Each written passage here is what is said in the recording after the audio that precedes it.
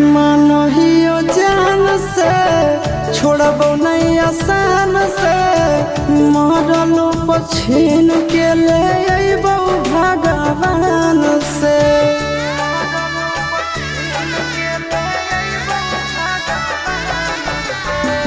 मानहियो जान से छोड़बो नहीं आसान से मरलो पछीन के ले अइबो भगवान से।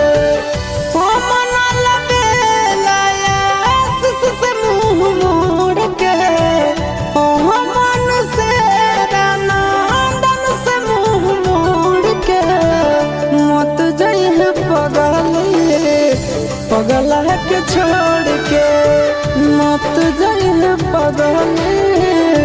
पगला के छोड़ के।